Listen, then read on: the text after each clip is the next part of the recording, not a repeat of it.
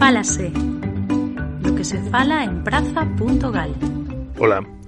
Como nos movemos? Como imos dun sitio a outro? A traballar, ao cole, a compra, por lecer? É unha das grandes cuestións que ocupan periódicamente o debate público, xa sexa para prometer ou reclamar obras, para denunciar prazos que non se cumpren, ou máis recentemente, por exemplo, para reflexionar sobre a necesidade de que estes desplazamentos non impliquen queimar petróleo e outros contaminantes.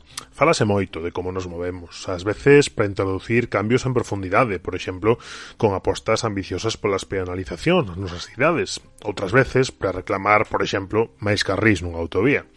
Sexa como for, seguímonos movendo e diso imos falar. Eu son David Lombao, en este novo episodio do Fálase, o podcast informativo de praza.gal, imos aproveitar os datos que trae consigo a Estrategia Galega de Mobilidade, un documento moi amplo que a Xunta ven de sacar a exposición pública, para tentar saber máis como nos movemos en Galicia e descubrir, por exemplo, que máis da metade dos nosos desplazamentos son de menos de 20 kilómetros. Do que se fala en praza.gal.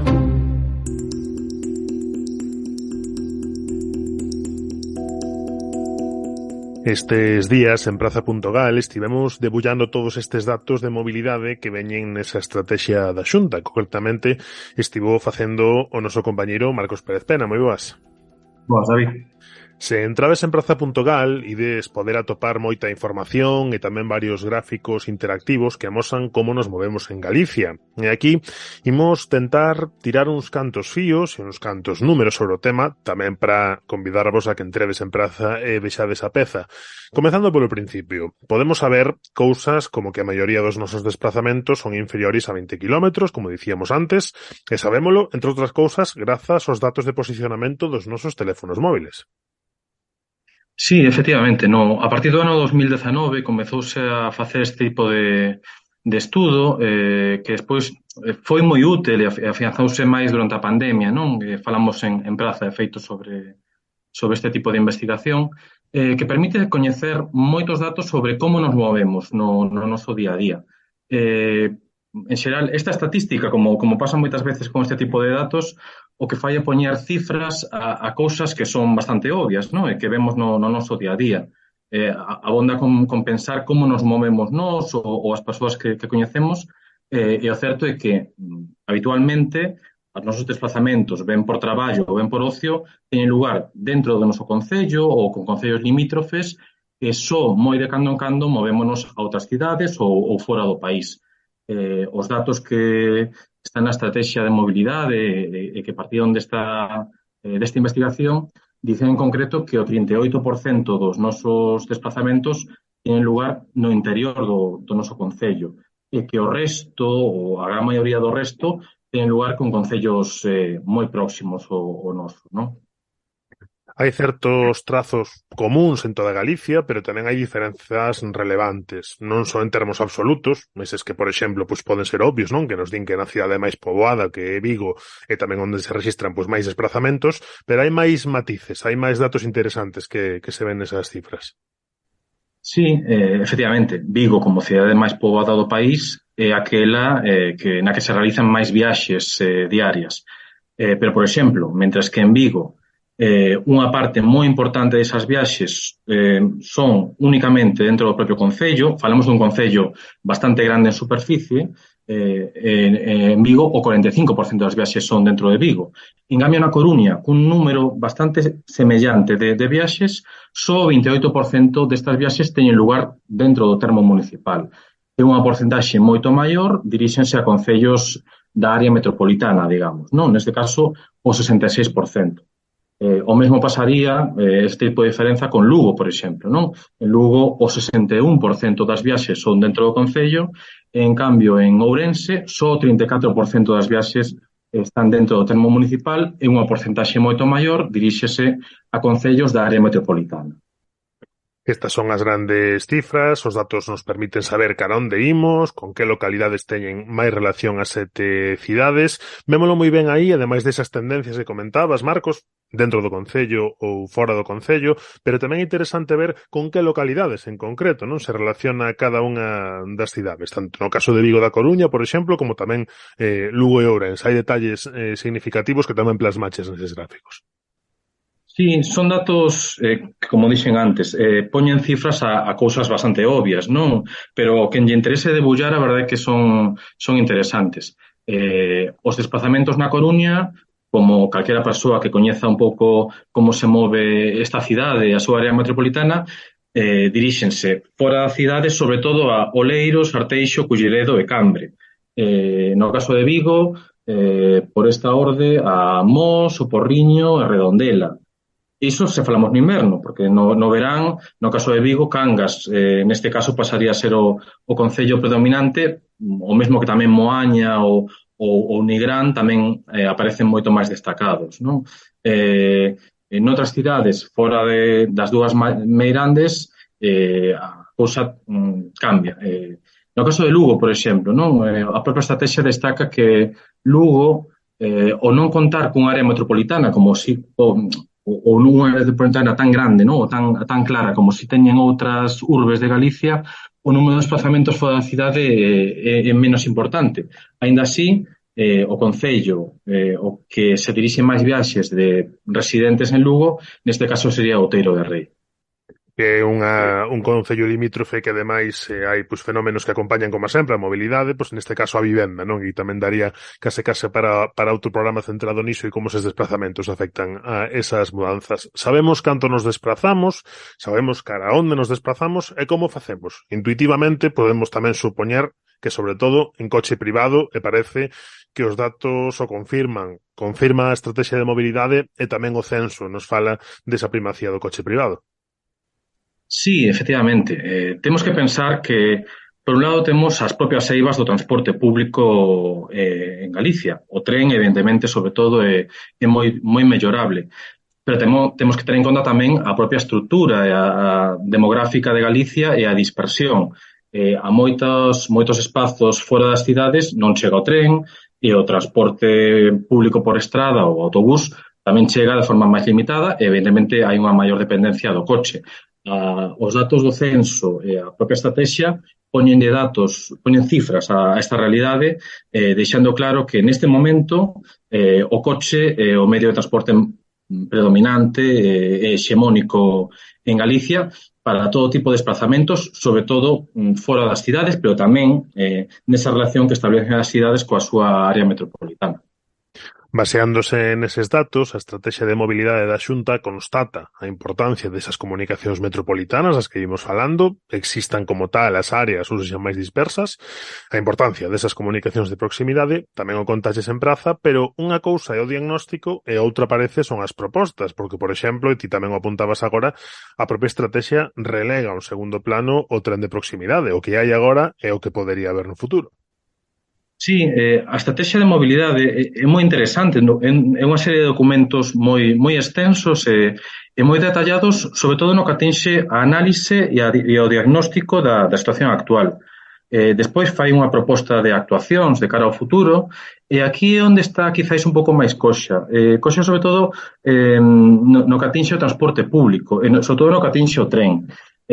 Como destacamos nesa peza que publicamos hai uns días, no caso do tren ou do tren de proximidade, as propostas limítanse a unha proposta de estudos de viabilidade, a unha proposta de valoración, de melloras, todo de forma moi abstracta. O mesmo pasa co transporte público, no transporte por estrada, onde as propostas se limitan a cousas que xa están en marcha, non? Como o fomento da intermodalidade ou unha serie de melloras que podemos cualificar máis de cosméticas que de outro tipo, non? En cambio, sí que hai máis propostas numéricamente máis importantes e tamén, sobre todo, máis ambiciosas no que atinxe ao fomento do vehículo, do coche privado eléctrico, non? Da sustitución dos actuais coches de gasolina, digamos, por coches eléctricos, que, efectivamente, son menos contaminantes no que atinxe as emisións á atmósfera. Neste caso, sí que hai propostas de incentivos para a súa compra, de bonificacións para o aparcamento, para as peaxes, tamén de bonificacións para as recargas destes coches eléctricos ou para a disminución de reducción nos impostos que pagan. Tamén hai propostas concretas para a bicicleta, para os vehículos de mobilidade persoal. Como dicimos, bótanse en falta un pouco máis de ambición e de concreción na aposta polo tren. Non hai ningún tipo de proposta de novas infraestructuras, nin de mellora das actuais infraestructuras, e o que hai son simplemente iso. Estudos de viabilidade, diagnósticos moi abstractos de cousas que se poderían poñer en marcha, pero que a estrategia non detalla. Hai que lembrar que, ademais, esas promesas ou eses anuncios ou eses bosquexos de plans de viabilidade, de estudos, chegan pois máis dunha década despois de que houvese pois outros plans de viabilidade e outros estudos, por exemplo, para a famosa implantación do metro lixeiro na Coruña, en Santiago, en Vigo, que non chegou a pasar do papel. Pois Marco Pérez Pena, compañeiro de Praza.gal, moitas grazas como sempre e seguiremos atentos a esas cifras e eses números que o documento é extenso, polo tanto, seguirá habendo fíos dos que tirar. Moitas grazas, David. Do que se fala en Praza.gal. Fálase moito de como nos movemos en estes días, en estes meses, mesmo nestes anos, do que se fala moito, eu diría que moito máis é da sanidade pública.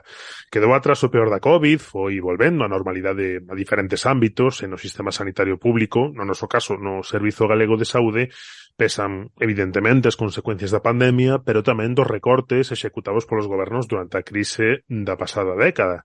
Percíbense fundamentalmente pola falta de persoal, tamén pola saturación de diversos servizos, sobre todo na atención primaria, eso que sempre que se di que é a porta de entrada ao sistema. En Galicia levamos meses, mesmo anos, vivindo protestas de ámbito local por eivas en determinados centros de saúde ou en certos servizos de algúns hospitais, por exemplo, protestas locais que xa en varias ocasións confluíron en movilizacións moi concorridas convocadas baixo paraugas da plataforma SOS Sanidade Pública. A seguinte cita desta plataforma é este 12 de febreiro en Santiago, onde prevén que sexa pois unha gran manifestación, a primeira destas características, ademais, que se desenvolve con Alfonso Rueda como presidente da Xunta. Unha movilización que non escapa do clima preelectoral e que ten diversas arestas, diversas vertentes na que nos imos parar os próximos minutos coa nosa compañeira analista. Moi boas. Moi boas, David. Ana, ti estiveches falando co doutor Manuel Martín, que ademais de médico é o voceiro da plataforma SOS Sanidade Pública, esta, digamos, plataforma de plataformas, non? Por así decirlo, e de colectivos e de diferentes ámbitos. El falouche para Praza.gal, nunha entrevista que podedes ler enteira en Praza, e el dicíache que máis alá da cuestión local, máis alá, pois digamos, de cada problema puntual, o que hai en xeral é unha falta de recursos nun sistema obsoleto. Pois sí, Martín facía un pouco de memoria para explicar que a política sanitaria que temos hoxe depende claramente dos recortes que comezaron no ano 2008 coa crise que había naquel momento na que se pedía pois reducir gasto público. E no caso da sanidade, Martín apunta que dentro da partida orzamentaria para a sanidade o que máis se leva é o capítulo de persoal, é dicir, o persoal sanitario do sistema Sergas. Entón, el considera que foi esa política de recortar persoal, non crear prazas suficientes para formación, a que foi precarizando as condicións laborais e a que nos levou tamén a este punto que xa temos tratado en Praza, de que a xente que se forma nos centros de saúde pois non queira quedar como médico de familia e busque outras opcións en xeral, o que nos leva tamén a ese debate sobre se compre ter ou non ter máis prazas MIR se non enchemos as que temos, non? Martín vai un pouco a raíz do tema dicindo que non hai unha planificación a longo prazo, tendo tamén en conta que o cadro de persoal do Sergas no que se refire aos médicos de familia tamén é un cadro de persoal bastante avellentado. É significativo unha das frases que el che di nesa entrevista. El di que foi moi cómodo reducir gasto a base de recortar persoal. Lembramos que foi nos anos nos que efectivamente en Galicia chegaron a abrirse por varios hospitais, non? As infraestructuras aumentaron físicamente, por así decirlo. El sempre contrasta iso co feito de que, bueno, se recortaba por quen ten que dar servizo pois nesas novas infraestructuras, neses novos centros de saúde ou neses novos hospitais, non? Pois sí, coa pandemia agora parece que o vemos todo moi claro porque houbo como un boom de saturación que agora deixou, digamos, á luz todas as eivas que había no sistema, pero dentro da atención primaria todas esas eivas xa eran coñecidas. O persoal o único que fixo foi aguantar ata que chegou un punto no que xa non había por onde sair. Podemos poñer exemplos como as dimisións en masa de xefes de servizo de centros de saúde na área sanitaria de Vigo bastante antes da pandemia, por poñer un exemplo das demandas e das toques de atención que fixo o propio persoal. Manuel Martín tamén nos falaba de que nos Sergas, na situación que estamos agora, debería existir un plan urxente para recuperar médicos e médicos de familia para a sanidade pública.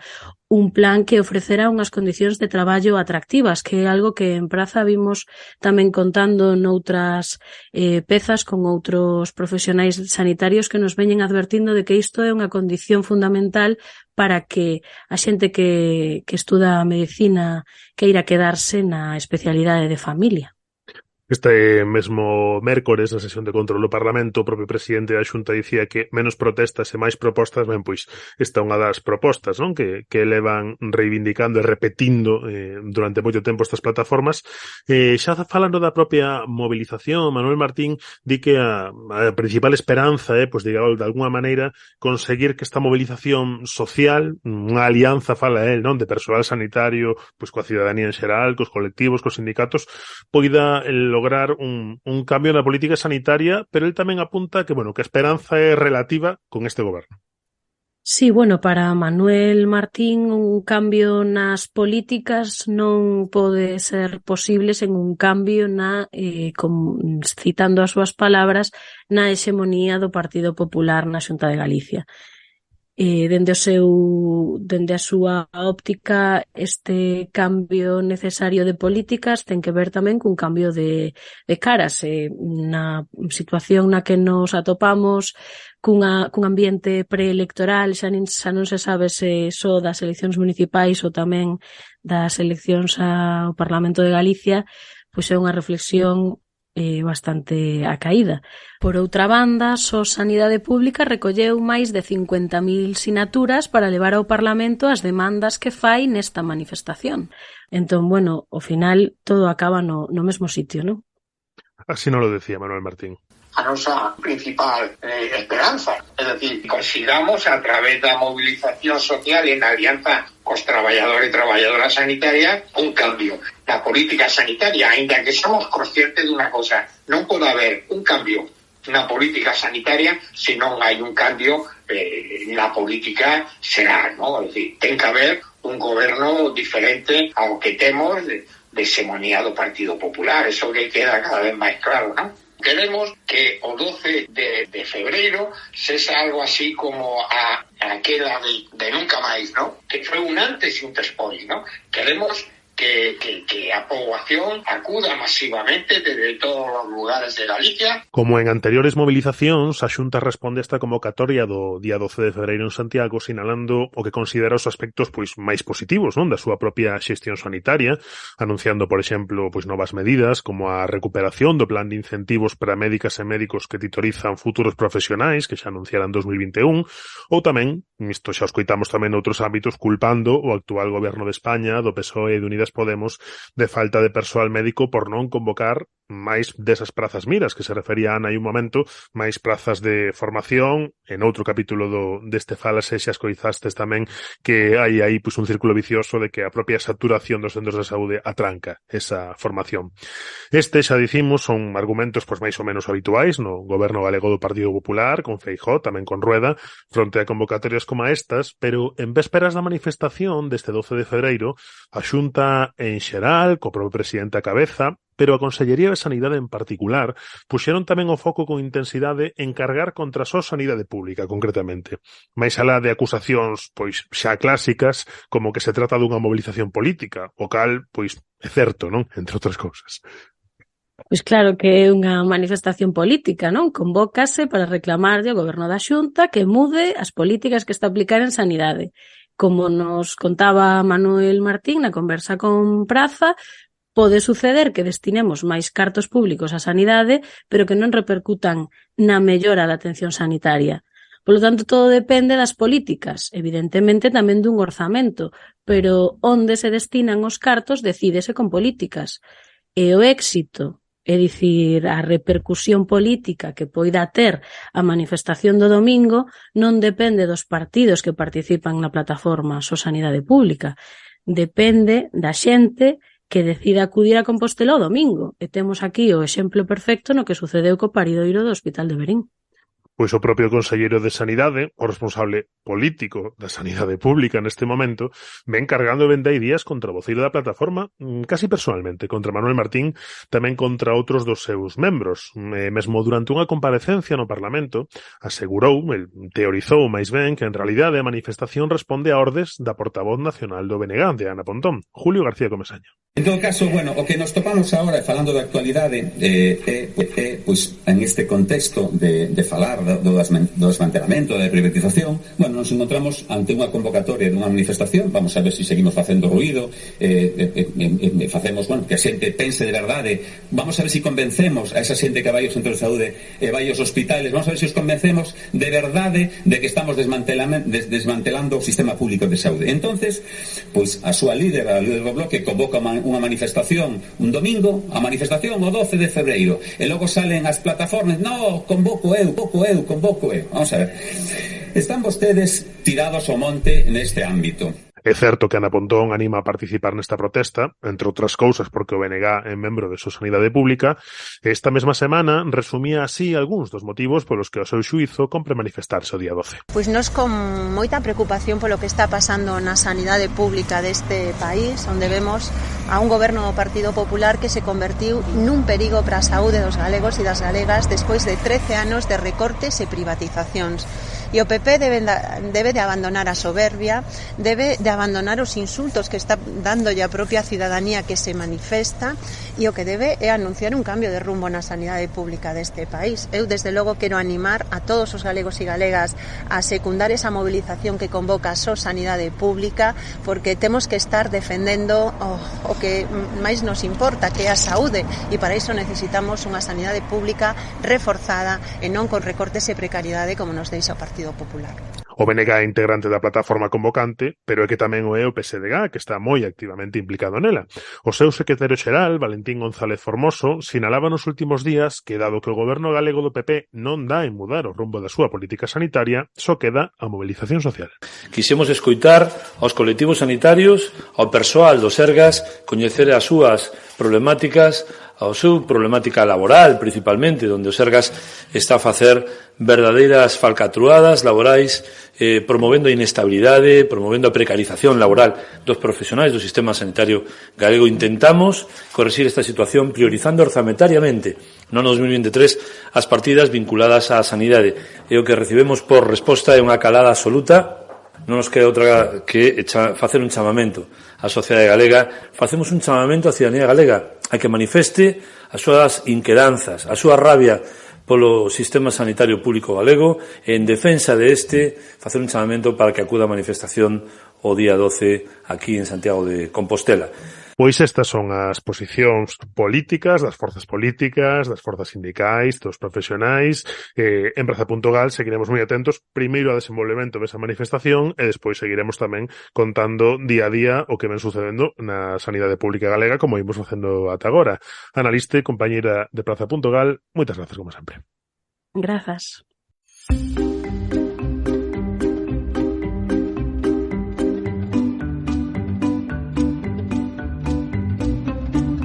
En Praza.gal seguiremos con atención esa manifestación e as súas repercusións e contaremos vos o máis destacado, como sempre.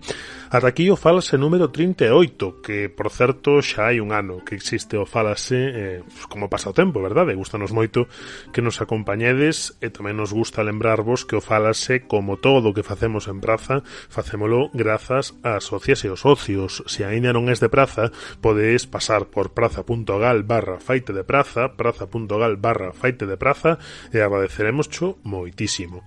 Lembra que ata 80% da túa achega por seres socia ou socio venche de volta na declaración da renda. Por exemplo, unha achega de 10 euros ao mes quedache nun gasto real de 2 euros ao mes. Este e todos os episodios do Fálase están en praza.gal, iVoox, Spotify, Google Podcast, Apple Podcast e Podgalego. Ata o vindeiro.